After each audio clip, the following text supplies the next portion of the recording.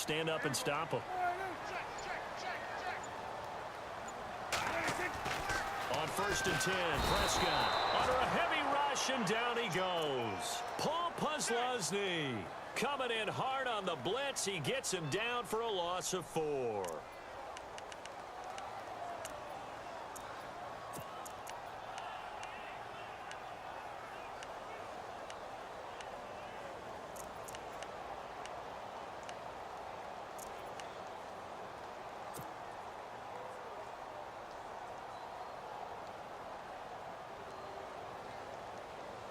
Offense needs something here on 2nd down. It is 2nd and long. Prescott from the gun. And this one complete to Witten over the middle. 8 yards on the completion, but now they face 3rd down.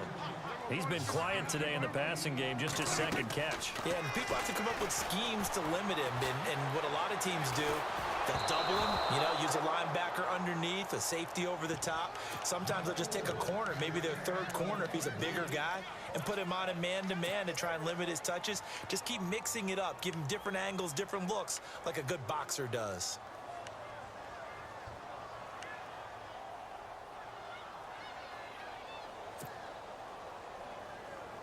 This offense converted once on 4th down earlier. Now they're out there again to try once more.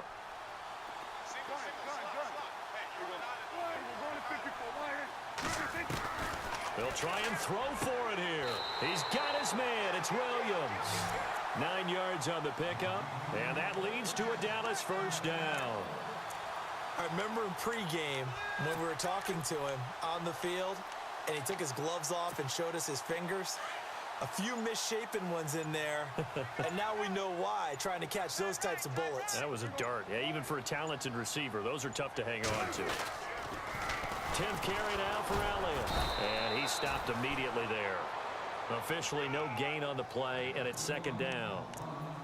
He had a great read there from his free safety position. And, Charles, with those guys, it's all about their eyes. They have to be laser-focused. Yeah, I had to fake my way through it when I was playing, but now I can see exactly what they're doing. And on that play, he obviously had no presence to feel like he's being pushed for a pass. And without that, that allowed him to get up to the line of scrimmage and hold him to no gain. Ezekiel Elliott gonna take it the distance. Touchdown, Cowboys. Ezekiel Elliott, his 2nd touchdown of the afternoon. And the Cowboys will extend their lead. Always important to get the first score of the 2nd half. Now you start to pull away a little bit and get some breathing room going. And now we find out about the fortitude of the group that's behind, because they were counting on getting into the game a little bit more, right? Maybe they get the first score. That doesn't happen. It looks almost insurmountable, but it's not. Let's see how hard they play the rest of the game. And out now comes Jacksonville as they get ready to go. And there are parts of their last drive they'd like to emulate. And, of course, they'd like to forget the ending, the interception. But they did put together, Charles, a nice sustained drive to get him down the field. Yeah, and unfortunately for them, the only thing that matters is part 2, right? Because once they threw the interception and finished off the drive, that does them no good to go back and say, well, we had a good one going. Finish things off. That's the only way you can get it done. That one good for a gain of 13 for Jacksonville and a 1st down.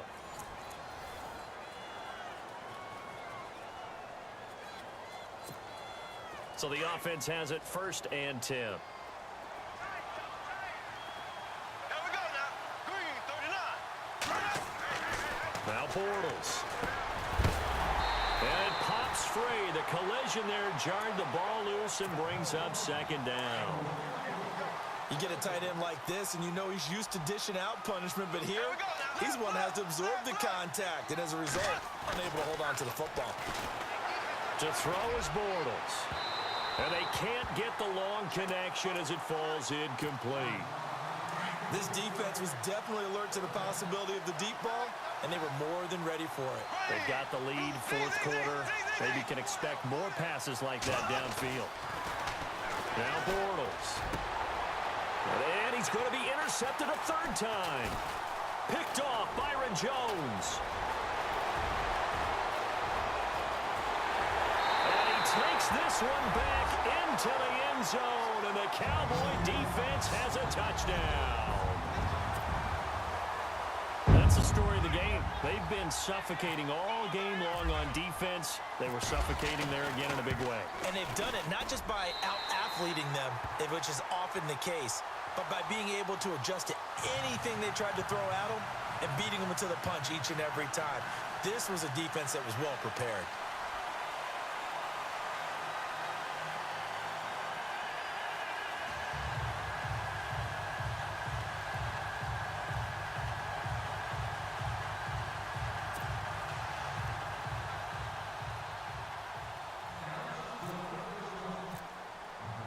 So they throw the pick six. They'll get another shot at it now as this one's in the air. That'll be taken in the end zone. And he'll take this one near the 25, call it the 26-yard line. Here comes the Jaguars offense as they get set here. And they gave up the pick six, and now they'll be looking to right the ship here. Now, as a quarterback, are you a little more cautious this go-around? You should be, just because after what you gave up, but you can't be so cautious as to just really take things in, and now you're not going to play loose enough to give your team a chance to score. But you still have to be careful because those defensive guys, I know the reputation defense guys can't catch. All evidence to the contrary on that last possession, though. Unable to connect on the first down pass play. Now it's second down. So the D-line's going to spread out. Bortles again here on 2nd and 10. And the catch made here by Marquise Lee. And they'll get it up just short of the 45 at the 44. A big one there for the Jags. 18 yards, first down. On first down, Bortles. Dancing to his left. And his pass is intercepted for the 4th time today. Picked off by the linebacker, Sean Lee. And they'll set up shop right near midfield at the 49-yard line.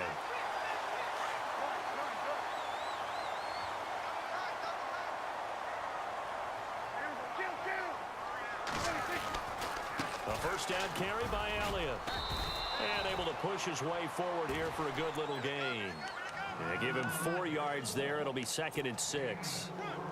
And when do they start thinking about burning these timeouts? They've got all 3 still defensively. To me, you have to start right now. Here's the time, and that means you've got to stop them on defense, not give up the yardage, use your timeouts in order to get the ball back and try and score yourself. But now is the time to start using those timeouts. And keep in mind, it'll also stop the clock at the 2-minute warning. No gain on the play there, so they're left with a 3rd down and 6. The Cowboys on 3rd down, 2 for 5 to this point. This will be 3rd and 6. Looking to throw, Prescott. He completes it to Bryant. And a nice gain at 21 yards. And they just had another big completion there, and I think in days gone by in the NFL, you might have asked, is this a little bit of overkill? Is this rubbing it in? I don't think people feel the same way nowadays. The age-old argument. Then you could say on the other side, if you're going to get angry about it, stop it, right? Go ahead and stop me. And I think a lot of the times they just look at it like, let's just play the game. And now if it turns out, it turns out. And he's going to take this one down to about the 23-yard line. Just a yard on the pickup there, and it'll bring up a 2nd and 9. Well, Prescott here to throw.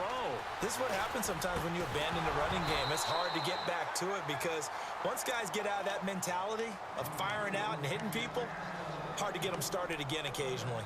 That would have been a great catch, but it's real difficult to hold on to it because it was contested all the way. Would have been a great play if he'd been able to haul that one in. The Cowboys on 3rd down. They've hit it 50%, 3 of 6 to this point. This is 3rd and 9.